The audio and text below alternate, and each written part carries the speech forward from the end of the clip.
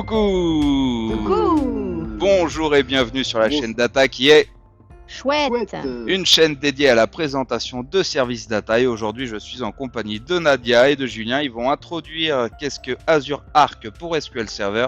Et ça tombe bien puisque c'est la première vidéo qu'on enregistre sur un sujet qui n'est pas autour de Microsoft Fabric.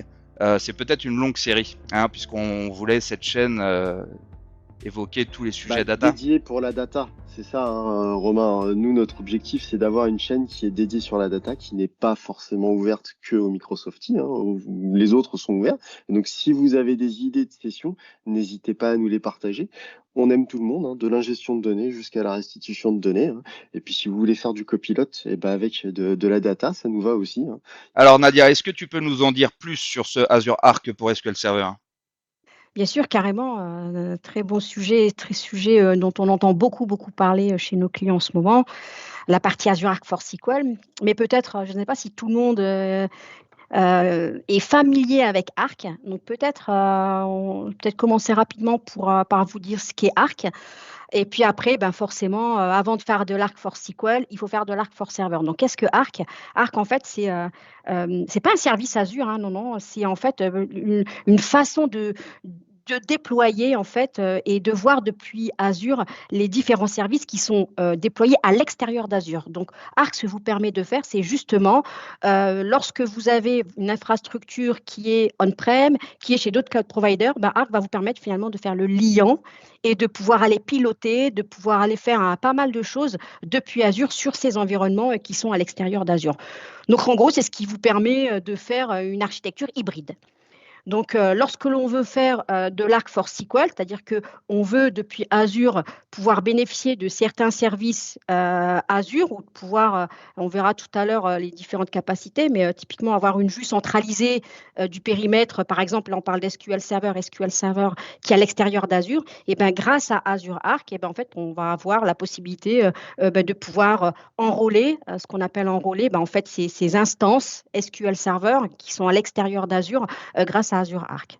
Donc concrètement, pour faire de l'Arc, qu'est-ce qu'il faut? En fait, il faut déployer ce qu'on appelle une extension, c'est un agent en fait qui s'appelle Arc for Server, qui va être déployé sur l'ensemble des serveurs qui hébergent des instances SQL Server. Donc ça, c'est l'étape 1.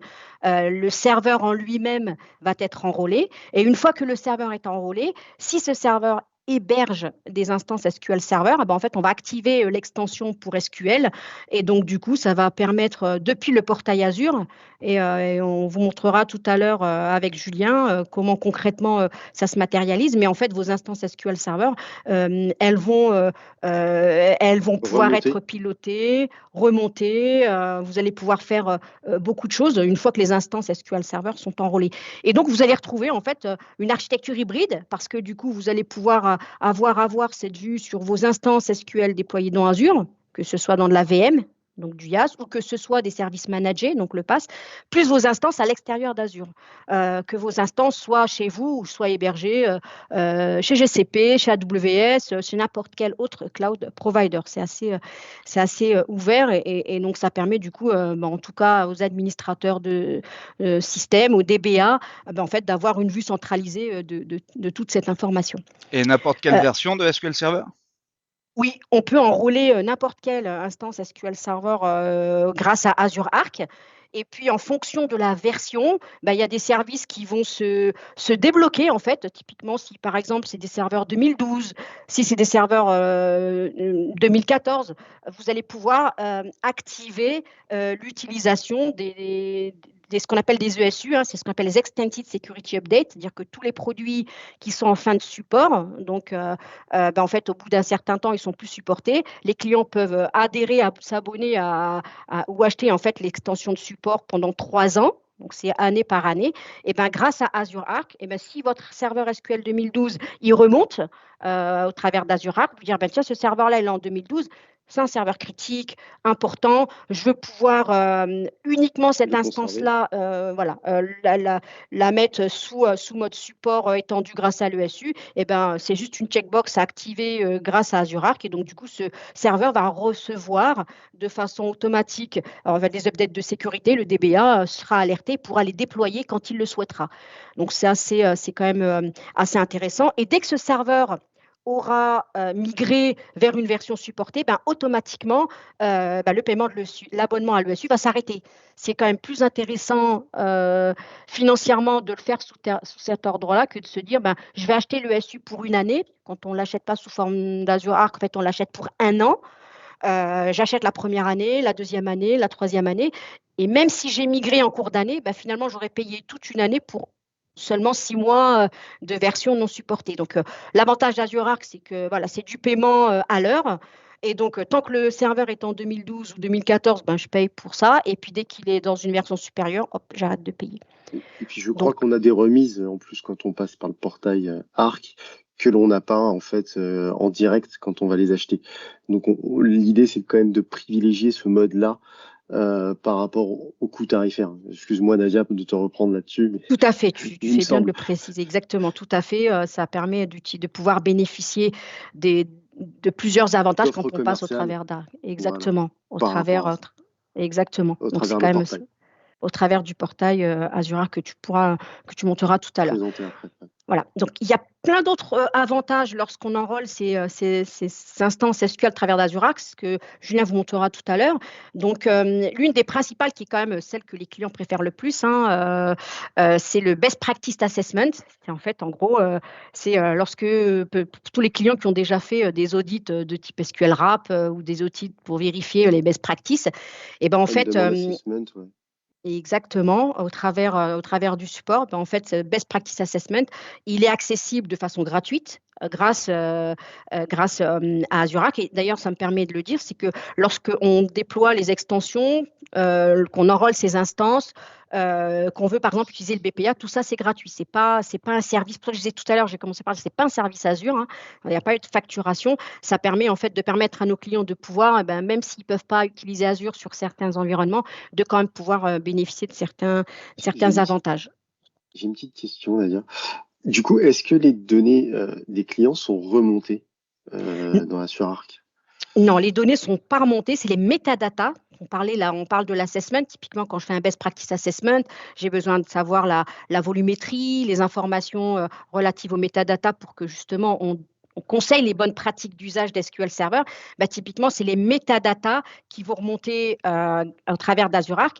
Et c'est une bonne question, parce que ça permet de me dire ça permet de dire et de rappeler que lorsque les métadatas remontent, elles remontent dans la souscription du client. Elles ne remontent pas dans une souscription autre que celle du client. C'est les datas, les métadatas remontent en fait dans le ressource groupe qui aura été défini par les clients lors du déploiement de l'extension d'Azure Arc. Donc, ces Et elles métadatas, remontent de manière sécurisée en plus, ces données-là.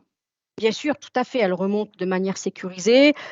Tout passe par le port 443, 443, oui. 443, oui, côté en HTTPS. Donc, tout est sécurisé. Et lorsque on veut mettre en place justement, parce qu'on parlait tout à l'heure d'environnement hybride entre de l'on-prem ou ce qui est à l'extérieur d'Azure et Azure, on choisit la façon dont on interconnecte tous ces environnements on-prem à l'extérieur d'Azure. Donc, ça passe par s'il y a Express Route du client, ça passe par la partie Express Route. Donc, c'est toute cette partie architecture réseau classique. Ça reste équivalent à lorsque vous interconnectez vos infrastructures on-prem pour vous connecter à vos services Azure. Et en fait, vous utilisez le même type de mécanisme. Et bien sûr, tout est sécurisé de bout en bout. Donc, le Best Practice Assessment, je dois dire, c'est la fonctionnalité qui reste très préférée au travers d'Azure Arc. Et puis, ouais, en tout cas, de remonter de ce que nous disent les DBA, le BPA est assez est très plébiscité. Mais il y a aussi d'autres choses. Oui, je pense que tu montreras tout à l'heure les exemples de dashboard très complets, hein, parce qu'il y a à peu près 400 règles qui sont vérifiées. Et comme on passe par Azure, en fait, on bénéficie de l'avantage d'Azure, c'est-à-dire que ces règles sont mises à jour régulièrement, tout le temps. Donc si Mm. on s'aperçoit que on est sur de la 2022 et puis il y a une nouvelle règle qu'on doit vérifier, ben, en fait, nativement, cette règle elle va être intégrée et automatiquement, ben, en fait, lorsque l'assessment va être fait, ben, en fait, on va en hériter tout de suite. Ça reste quand même un avantage assez sympa. Et puis, on a annoncé beaucoup de choses il y a 3-4 mois, ben, continue d'enrichir justement cette extension Azure Arc for SQL. Il y a la partie assessment de migration, c'est-à-dire que je pense que vous connaissez, les clients connaissent le DMA, le Database Migration Assistant, hein, qui permet de Bah, c'est vérifier la si suite. Exactement. Bon, voilà, c'est l'intégration du DMA dans l'extension. Donc, si le client il a un projet de move to cloud, eh ben, plutôt que d'installer le DMA ou plutôt que d'installer Azure Migrate pour faire remonter les informations d'Azure Migrate dans le portail Azure, et ben, en fait, ça a été intégré dans l'extension Arc for SQL. Donc, ça veut dire que automatiquement, l'instance, elle va être checkée et puis vous allez avoir un rapport qui va dire, ben, tiens, cette instance, elle est migrable et elle est migrable vers de l'Azure SQL Managed Instance ou vers de l'Azure DB. Par contre, il faudra faire telle ou telle chose avant. Et donc ça, c'est fait de façon automatique et de façon complètement intégrée à l'extension. Donc, j'ai plus besoin d'installer le DMA, j'ai plus besoin d'installer Azure Migrate.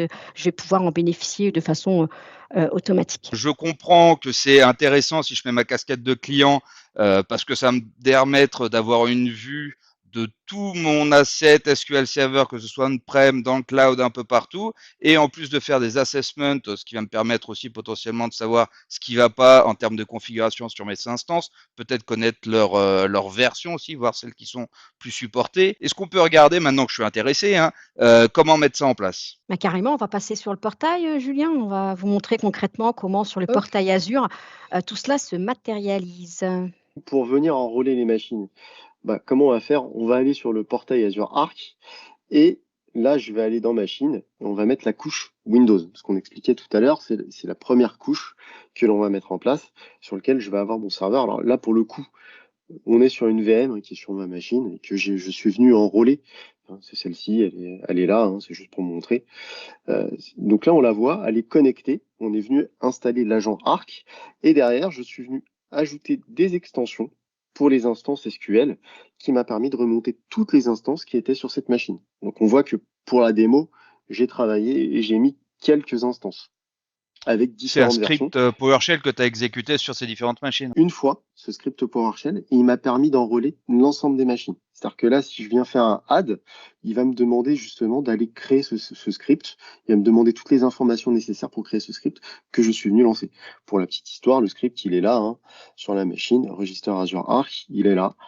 Hop, si je fais un petit edit, c'est ce script-là, il va se connecter à ma souscription, il va aller chercher les différentes extensions nécessaires, les installer sur la machine pour remonter l'ensemble des informations. Hop, il est là, le script. Voilà. C'est pour la petite histoire. Hop, donc là, si je reviens ici, on voit que j'ai l'ensemble des informations qui sont là au niveau de mes instances. Ça, c'est le script que j'ai lancé sur la machine. Et on voit bien que là, par exemple, j'ai une instance SQL Server 2012 sur ma machine, sur lequel j'ai mis en place une ESU, comme tu disais tout à l'heure, Nadia, qui est à disposition parce que j'ai connecté le SU, qui est l'extension de sécurité qui a été mis en place. Et donc aujourd'hui, on est sur du 2012. À partir de juillet, ça sera 2014. Attention encore à ça, hein. C'est le petit point qui va arriver, hein. On arrive sur les 10 ans. Donc si on veut être up-to-date sur la partie sécurité, il faudra penser à mettre en place les ESU et Arc aide à ça. Derrière, qu'est-ce que va nous apporter encore Arc? Il va nous apporter bien d'autres choses. Là, par exemple, je vais aller donc sur ma machine 2012. Et tout à l'heure, tu as parlé d'une chose qui était très importante, Nadia. Tu avais parlé du BPA. On va voir normalement, hop, sur cette machine, j'ai eu un BPA qui est passé. Donc, on le voit là. Il est passé avant-hier. Et là, on va voir que le BPA me donne... Alors, je peux voir l'ensemble des BPA passer sur l'ensemble de mes instances, donc sur mon parc.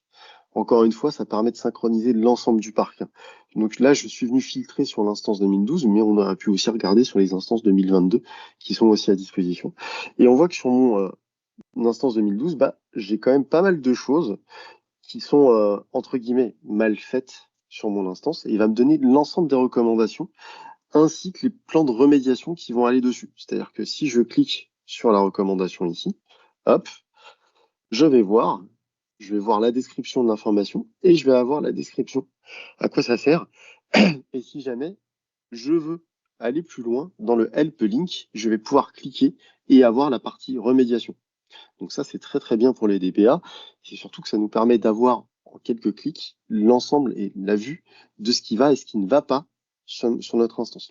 Il y a un point super intéressant que permet de faire Azure Arc, c'est de changer la façon dont on paye sa licence SQL Server. Donc, classiquement, quand les instances sont à l'extérieur, ben, on achète la licence SQL Server, mais grâce à Azure Arc, on peut utiliser le mode de facturation qu'on retrouve dans Azure. En l'occurrence, le mode Pay as you go, donc le mode à l'heure. C'est-à-dire que si à un moment donné, vous avez besoin d'une licence SQL Server pour un POC ou de façon temporaire, et bien en fait, vous pouvez maintenant, grâce aux instances enrôlées au travers d'Azure Arc, dire ben, je switch le mode de paiement du mode classique au mode Pay as you go. Et là, en fait, vous allez payer la licence à l'heure quand vous la payeriez à l'heure pour des instances SQL Server qui seraient dans Azure directement déployées. Ça, c'est plutôt pas mal et effectivement, ça permet de pouvoir aussi switcher entre le mode OPEX, le mode CAPEX. Il y a des clients qui parfois aiment jouer sur cette partie-là par rapport à certaines lignes comptables et donc ça peut être intéressant pour certains cas d'usage temporaire. Donc ça, c'est plutôt pas mal. Et puis, il y a peut-être quelque chose d'assez sympa aussi pour la partie migration. Peut-être, je pense, Julien, tu pourrais montrer toute la partie Migration Assessment qui est assez sympa, toujours dans le cadre d'un move to cloud, de se dire, je veux migrer, est-ce que je suis éligible ou pas? Le dashboard d'assessment vous permet de voir rapidement, cette instance, elle est ready pour de l'AMI. Et puis, en plus, on voit les propositions qu'il va nous faire sur les machines que l'on va avoir en target. Les destinations. C'est-à-dire que là, on a 3 targets disponibles. On a du Azure SQL Database, on a du Azure AMI ou de la VM dans Azure. Et il nous propose, en fait, et il nous donne les machines sur lesquelles on est censé aller et la provision que l'on doit avoir avec sa confiance, entre guillemets. Il nous met un petit taux de confiance pour la mise à disposition dans Azure. L'autre facette de ce que permet de faire l'Arc4 SQL, c'est de pouvoir en fait utiliser l'auto-update comme ce qu'on propose pour les VM SQL hébergés dans Azure. Donc en fait, l'idée, c'est que pour tout ce qui est update Windows et SQL Server, on a la possibilité du coup de pouvoir scheduler une fenêtre de maintenance pour qu'il puisse être aller déployer. Donc ça, c'est assez intéressant parce que ça permet du coup de rajouter une couche supplémentaire d'automatisation pour les clients qui le souhaitent, donc de se dire tout ce qui est Windows SQL considéré comme update important, je peux choisir les updates que je souhaite faire déployer, donc du coup les machines choisir à quel moment et puis la période où j'autorise à déployer ces mises à jour, mais ça permet en tout cas pour tout ce qui est update marqué comme critique et important d'être automatiquement appliqué, de ne pas générer des failles dans sur les serveurs associés. Ça vient remplacer notre SCCM un petit peu. Donc c'est pas mal à mon sens, je trouve. En plus, il vient voir derrière le type de base que l'on a. Si on est aussi dans un environnement en Always On avec de la multi-groupe, ça permet de remonter tout un tas d'informations intéressantes. Et puis il y a une autre partie qui est très intéressante à mon sens. Les DBA nous demandent tout le temps ça. Une partie des rapports avec sur les performances des machines. Et puis là, on l'a en direct. Donc ça, c'est pas mal. On peut avoir sur toutes mes machines du parc. 24 heures. Et sur toutes les machines du parc avec l'ensemble des bases que tu as. Donc tu peux le voir machine par machine, instance par instance, mais tu vas avoir le comportement de tes machines, l'utilisation de ton CPU. On voit là que j'ai fait un peu travailler les machines et on voit à quel moment en fait on a eu les pics et qu'est-ce qui a pu se passer. Et c'est assez sympa parce que là, dans ces dashboards-là, ils sont complètement customisables. C'est-à-dire que là, quand on va aller dans Add Chart, en fait, je choisissais la catégorie de compteurs que vous voulez voir affichés. Donc là, tous les principaux, en tout cas, compteurs de perfmon qu'on recommande en tout cas de suivre. Et donc, c'est assez sympa parce que ça permet de se dire, tiens, moi, ce qui m'intéresse, c'est telle vue d'information en termes de perf. Et donc, du coup, ça permet d'avoir finalement un suivi en temps réel de toutes ces métriques. Je vais avoir une rétention en période dessus, sur ces données? Alors oui, malheureusement, on n'a que 24 heures. Ok. Alors aujourd'hui, la fonctionnalité est en preview, c'est le Mm, petit dernier, d'Azure Arc for SQL, mais mm. lorsqu'effectivement la fonctionnalité sera GA, et ben, les clients pourront choisir, de façon, beaucoup plus, fine, où je mets les données, comment je les garde, quel temps je les garde, quelle Ouais, période, c'est je garde en l'objectif. essai, ouais. Donc C'est c'est, l'objectif. oui, C'est de pouvoir aller beaucoup plus loin. Mais là, pour l'instant, on est en preview, comme a dit Nadia. c'est ça. Mais c'est déjà très très bien. Très C'est intéressant, quelque ouais. chose qui nous est beaucoup demandé par les clients. Ouais. Peut-être une dernière chose qu'on pourrait montrer, Julien, c'est l'un des avantages d'Azure Arc est de permettre en tout cas de pouvoir avoir une vue centralisée du parc SQL, du parc Windows SQL, Linux SQL. Et donc en fait, on a créé des rapports que vous pouvez tous aller télécharger et on mettra, je pense, dans les commentaires le lien qui vous permettra d'aller télécharger tout ce que Julien va vous montrer maintenant. C'est en fait des rapports qui vont venir enrichir en fait la partie monitor de votre portail Azure Arc et de voir, je vais laisser Julien vous montrer tout ce qu'on peut voir, mais c'est quand même assez sympa. Bah, là, typiquement, je peux voir l'ensemble des instances que j'ai sur ma souscription Azure. Donc là, je peux voir en fait que j'en ai, là, j'ai 6 instances sur on-prem. J'ai de l'Azure SQL DB, j'ai de l'Azure SQL sur des VM, et puis j'ai de la managed instance. Donc c'est déjà très très bien. Au total, j'ai 27 bases, 14 serveurs et 27 bases. Et ça, je peux le voir en un clin d'œil. Je peux voir aussi les bases qui me prennent le plus en termes de taille très rapidement. Et on a d'autres rapports. Ça, c'est des rapports qu'on a créés nous, ou sur lesquels on a repris, que Nadia m'a partagé.